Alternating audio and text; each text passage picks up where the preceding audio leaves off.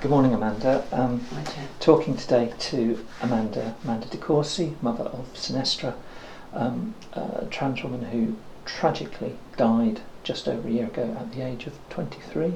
Yeah. And it's awful. How are you doing? Yes, it's been a year of absolute hell, really, for the family, and that's for all of us, her brother and my husband and the wider family and friends. I think because we're trying to do some good now, it's helping us take things forward. And this really is a space and an opportunity for you to talk about it. Do you blame anybody? No, I don't think there's any blame to apportion, but I do firmly believe that Synestra died through lack of understanding and lack of awareness in this society about gender dysphoria. You said lack of awareness, but also lack of support. Absolutely. The support is very weak, and I think that comes from a lack of understanding, lack of budgets, whatever it may be, but the support is really weak. And when you try to get into that support, it's extremely patchy. Actually, and basically, I mean, it's a very odd one, but I found this myself. A lot of people are looking not just for people to do things for them, but to actually show them a way through the system. Yeah, it's about that guidance and trying to find someone who can handhold you through a really difficult period. Because in the work that I've done over the past year, I've found definitely that an awful lot of people with gender dysphoria issues have no support even from their family. No. And some of them are quite isolated. In the younger community, it's a fear of actually even telling their parents. They isolate themselves a lot of the time from their friends and look for solace in their community. And I think it's very difficult for them to take those brave steps and come out. And until they do, there's an underlying problem where they're seeking help elsewhere. Was Synestra worried about telling you? She was worried, and it was such a shame because we actually embraced it. But when she told me as an adult that she first started to have the wrong feelings, as she would put it, when she was about 8. And so from 8 years on, she just isolated herself really from a big, wide community of friends. She was born a boy. She didn't want to do any of the boy activities.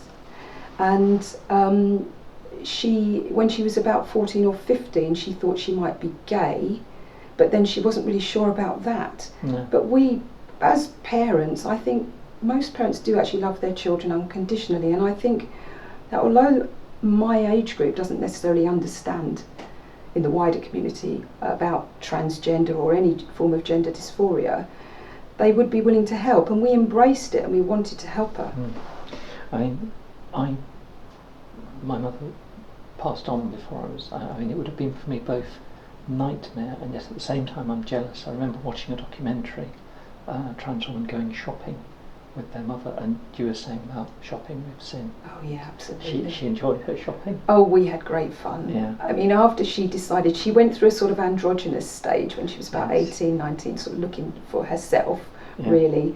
But knowing what she wanted to do, she always knew she wanted to live life as a female, but she wanted to explore how she was going to make herself more feminine. And given her medical intelligence, knowledge, she was good at doing research, but we had great fun. We used to shop and we used to laugh, and she used to wear extremely high heels, and I'm very short. God. And she was 5'9" with no shoes, so it was great fun. I can't carry off the heels, so I wouldn't try.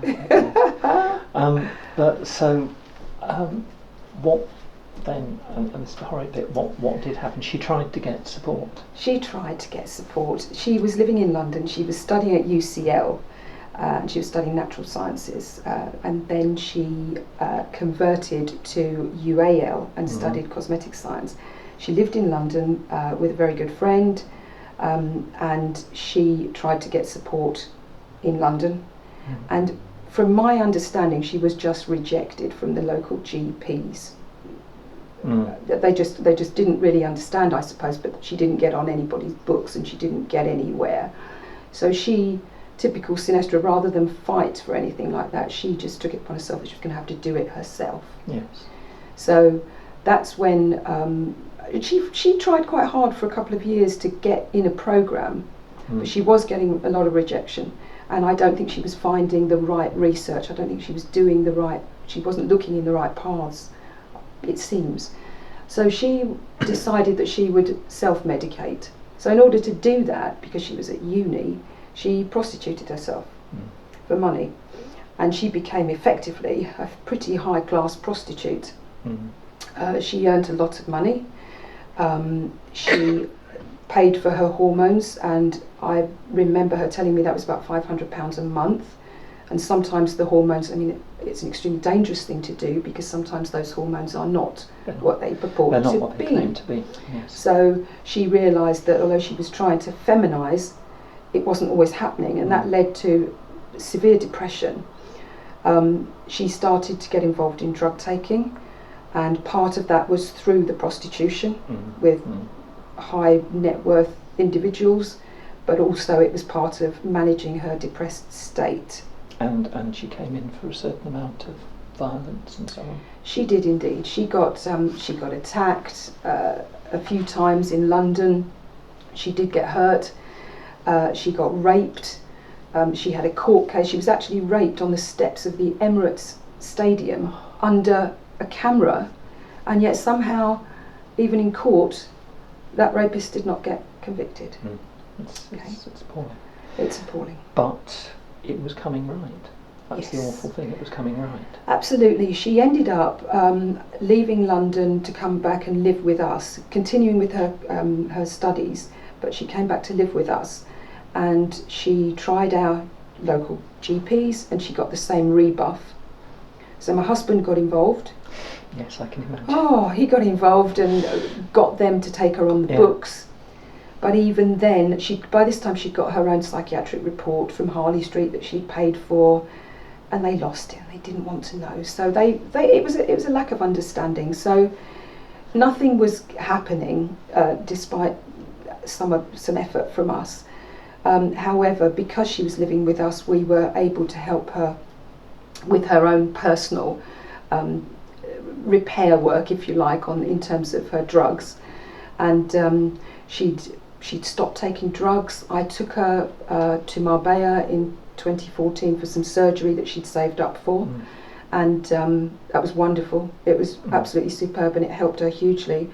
And then when we came back, she got involved. We were lucky enough to meet a local charity, and that charity does a lot of hand-holding for people in Synestra's position. And one of the guys at that charity, a transgender guy, lovely man, helped her, went in hand-holding into the GP and explained to the GP what needed to happen. So the process had started. So that was wonderful, and she was elated, absolutely elated. She knew it was going to be a long time coming, but the process had started. And she was getting off the drugs. She had a boyfriend. She had a lovely boyfriend. She'd had a previous boyfriend who was also a lovely man that she'd lived with for some time. She separated from him. She found a new man. He was a very bright guy, university graduate, had a job in the city in London, and they became absolutely besotted really with each other very quickly. He was not a drug taker. He'd never got involved in anything like that, so that was wonderful, and we were hugely happy about that, because we could see her flourishing under this new guy who was clean from drugs and helping her with her own issues. And also he gave her such huge confidence, because he thought she was so beautiful and wonderful, which she was. And then basically she was very happy. She went out partying, and she went out partying. We'd just gone on holiday. She almost came on holiday with us with the boyfriend, and then they decided they would do something different. So we were away, they went out partying. She got offered some drugs while they were out. I don't think the boyfriend even knew or noticed, because he wasn't in that sector. And It was, she actually died of an accidental drugs overdose. That was the cause of her death. Because, and I have to say, I didn't even know this beforehand, that once you come off drugs, your tolerance is really low. Yeah. And her tolerance had hit the floor, I think, because she'd been very clean for a long period of time. And I think she was offered a drug that she understood, that she'd taken before, or seemingly, and I think she felt she knew what she was doing. And obviously, as a consequence, she went into a coma and she died. I think one of the very important points here, although that was the physical cause of her death, the underlying cause is the depression and the lack of help and support. Because ironically, the icing on the cake, she got a letter from the NHS a week later. She died on the 26th of July last year, and we opened the letter from the West London Mental Health Clinic, dated the 4th of August. Very sad. So there's two reasons for doing this interview. The first is this account on YouTube has been Synestra's account, and there's been people who followed it, but it's time that it closes. Yes, absolutely. So this should be the end. Yes, of this indeed. account. This is closure. But you are going on you're going to set up your own YouTube account, and there should be some address at the end of this. Yes. And you're setting up a CIC. What's a CIC? Okay, we've set up a community interest company called Synestra's CIC.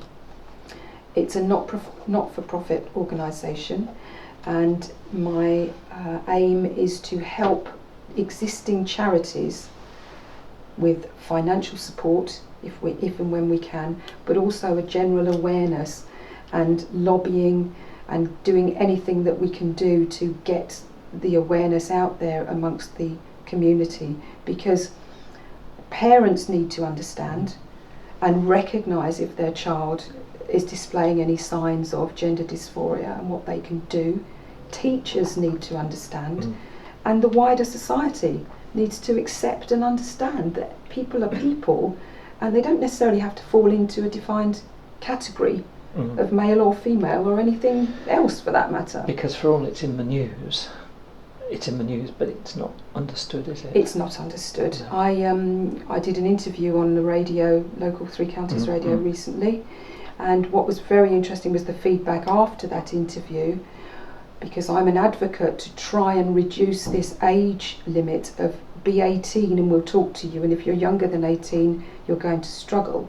I want to get into schools and make schools aware that before these children morph into a body they don't actually want, let's try and help them early, like they do in Holland and other parts of Europe. I think that's one of my big goals. And after that radio broadcast, it was very apparent that a lot of parents felt that their children might be persuaded to have some form of deviance rather than be who they are. The argument there is, if a child has got a gender dysphoria issue, it's there. It's there. You don't create it.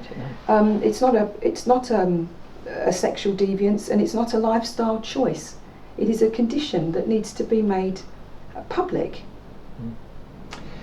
Okay, Amanda, thank you. For anyone who wants support, there'll be details somewhere, I'm sure. Absolutely. And there will be a new YouTube channel, but Absolutely. we haven't given it a name yet. We haven't, but we will. Okay, thank you very much. Thank you. Cheers. Thank you, Jane.